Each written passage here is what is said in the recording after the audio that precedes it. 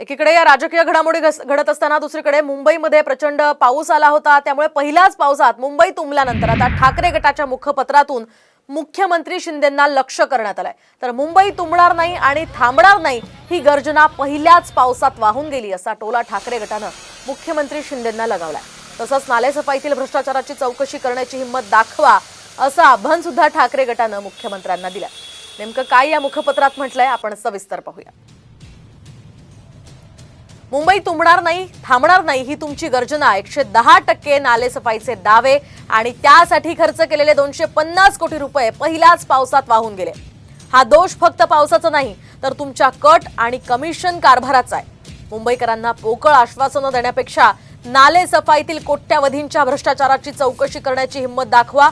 मुंबईत तुंबलेल्या प्रत्येक थेंबाचा आणि नालेसफाईच्या या भ्रष्टाचारात बरबटलेल्या मुंबईकरांच्या प्रत्येक पैशाचा हिशेब द्या असं या मुखपत्रात म्हटलेलं आहे।